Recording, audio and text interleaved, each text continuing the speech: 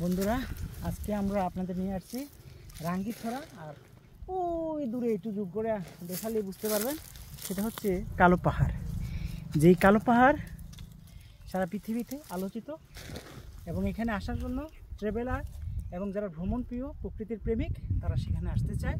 রোমাঞ্চকর অ্যাডভেঞ্চার করতে কেউ চাইলে কালাপাড়ে আসবেন, সেখানে রয়েছে অসংখ্য ঝর্ণা। আর আজকে আমি যার সাথে আসছি, আমার সামনের ক্যামেরা ওনাকে আমরা দেখে নিব।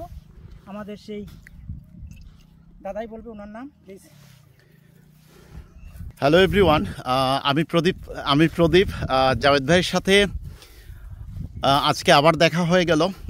ভাবলাম কর্মদাই যেহেতু আসছেন, উনি আবার প্রকৃতিপ্রেমী মানুষ, তাই ভাবলাম জাভেদ ভাইকে নিয়ে আমাদের কর্মধার যে কয়েকটা দেখার মতো যে জায়গা, সে জায়গার আরেকটা অন্যতম জায়গা হচ্ছে রাঙ্গিছড়া লেক।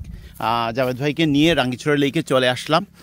মূলত আসছিলাম একটা বিয়েতে, সেই বিয়ের দাওয়াত শেষ করে এখন আমরা রাঙ্গিছড়া লেকের দিকে এখানে চলে আসছি আর কি।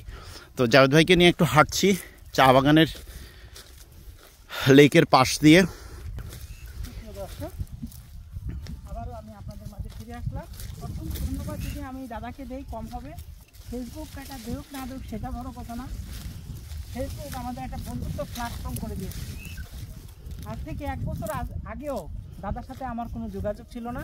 আমি ধন্যবাদ দিতে চাই আমাদের আশফাক ভাইকে, বিটি সিলেট ট্যুর যিনি, এবং ট্রাভেলার সাদ্দাম ভাই, ট্রাভেলার আমাদের সুলেমান পাটোয়ারি, আমাদের এখানে অনেকজন দাদা আছে, কয়েকজন স্যার আছে, অঞ্জন দা, এরপরে তারেক ভাই, আরও বেশ ফরজান স্যার সহ সবাইকে আমি অসংখ্য ধন্যবাদ জানাচ্ছি।